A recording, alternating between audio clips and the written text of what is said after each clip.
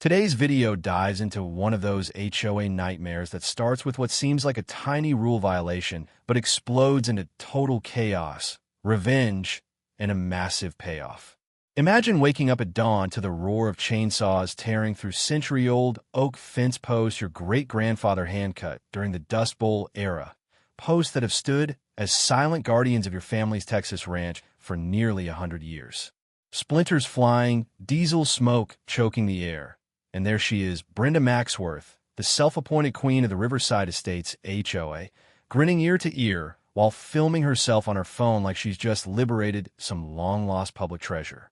Her husband, Dale, is at the controls of a bulldozer, plowing straight through your heritage because, in her mind, that fence was an illegal barrier blocking public access to a trail she decided belonged to her neighborhood. She waves around what she claims are easement papers like a trophy, high-fives her husband, and declares victory. Public access restored. But here's the twist she never saw coming. You're standing there quietly recording her celebration on your own land. She thinks she's stolen a piece of your history. She has no idea you've got the original 1924 deeds locked away. Plus, every single road running through her fancy subdivision traces back to a perpetual easement and family trust your great-grandfather set up decades before her McMansions even existed. Tomorrow, every gate gets padlocked for good, and her kingdom grinds to a halt. I'm Jake Whitmore, 52, third-generation rancher, holding on to 200 acres of prime grassland that's been in my family since 1924. My great-grandpa carved this place out of nothing during hard times, building that cattle trail as our lifeline between headquarters and the North Pasture. My wife Sarah and I raised our daughter Emma here, taught her to ride horses before she could walk, showed her how to read storm clouds rolling in. Emma's 22 now, wrapping up her agricultural law degree at Texas A&M, ready to come home and help modernize the operation. She inherited my stubborn streak and her mom's sharp mind, a combo that's already proving dangerous for anyone who crosses us. Then 2019 happened. A developer turned the old cotton field next door into Riverside Estates. 200 cookie-cutter homes with pretentious names like Heritage Manor, even though they bulldozed actual heritage to build it.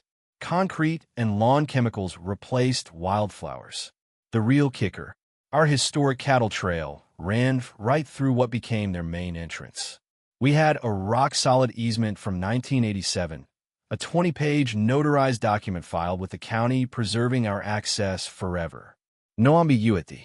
Enter Brenda Maxworth, 48, fresh from Tulsa after some shady HOA drama up there, married to Dale, whose construction firm magically won every HOA contract without bids. She had that classic suburban entitlement vibe. Plastic name tag, ruler-measure grass, complaints about everything. Roosters crowing at dawn in rural Texas. Noise violation. Cattle odors ruining wine tastings. Unacceptable. Farm equipment disturbing the aesthetic. Demands for privacy screens. I tried the neighborly route first. Brought over Sarah's famous jalapeno beef jerky when they moved in. Offered landscaping help. Big mistake. She saw kindness as weakness. Then Sarah got cancer in 2020. While I was driving her to chemo 3 times a week, Brenda hired her brother-in-law to resurvey boundaries. Suddenly my fence encroached 15 feet into community space. Survey markers from Eisenhower's time, irrelevant to her GPS magic. Sarah passed on Valentine's Day, 2021.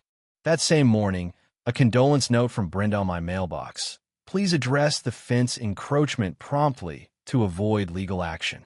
Grief hit hard, but so did rage. While I learned to cook for one and slept in an empty bed, Brenda escalated. She led nature groups onto my trail without permission, renamed it Riverside Heritage Path, even ran a charity 5K that trampled through my cattle. The fence bulldozing was just the latest outrage. But 2 weeks later, I caught her surveyor brother-in-law moving my corner markers, deliberately shifting them 15 feet to steal more land. Then came her elaborate flower garden planted right on my property line, complete with sprinklers and mulch. Reclaiming what's always been ours, she smirked. I didn't yell. Sarah always said revenge is best served ice cold. I documented everything, drove to the courthouse, pulled certified copies of 1924 surveys. My great-grandpa hadn't used random stones. He'd embedded numbered metal discs, photographed everything, filed it all. My own surveyor found the originals buried under fakes and discovered Brenda's prized entrance sign sat 3 feet over my line. Adverse possession claim filed quietly. Then she severed my irrigation line for her pond expansion, demanding $8,000 to relocate my legal easement pipes. Her crew dumped chemicals into Miller Creek, the same creek feeding my ranch and downstream neighbors. Game cameras caught it all, including Brenda directing midnight dumping. EPA complaints filed. Federal jurisdiction since it hit interstate waters. Water mysteriously restored soon after. But December brought her boldest move, a massive automated gate blocking my access road, charging farmers $50 monthly passes. 12-mile detours for cattle checks. Unworkable. Emma Home for break dug into records.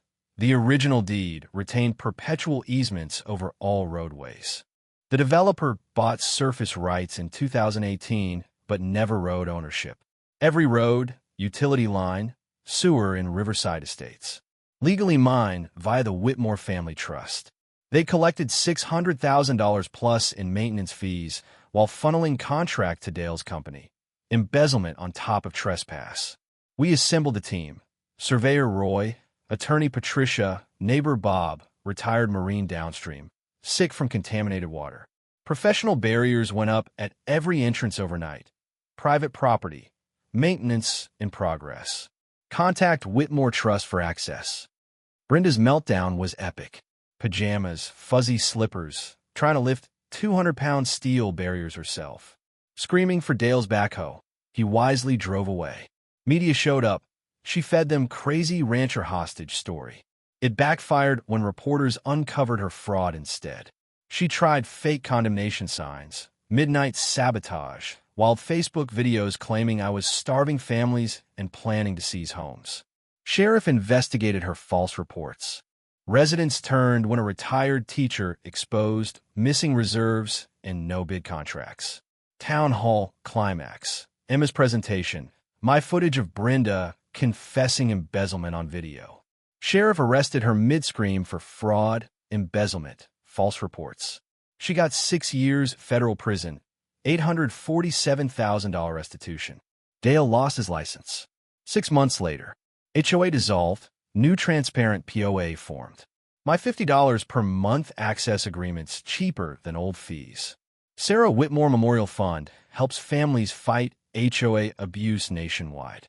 Texas passed the Whitmore Act for HOA audits and transparency.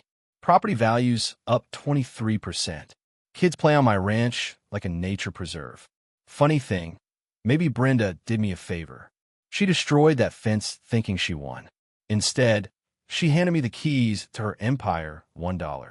$4 million in settlements and purpose after losing Sarah. Sometimes the loudest voice loses to the oldest paperwork. Have you ever dug into your property deeds or HOA docs? Drop your HOA horror stories below. What would you do if someone bulldozed your family history? Bell subscribe for more chaotic neighborhood tales, petty revenge wins, and satisfying justice. Like if paperwork beats entitlement every time. Share with anyone stuck with a power-tripping HOA. Warning disclaimer. These stories are fictionalized narratives inspired by real-life themes, created for entertainment. No real events, names, or people intended. Any similarities are coincidental. Enjoy the drama. Smiling face with horns.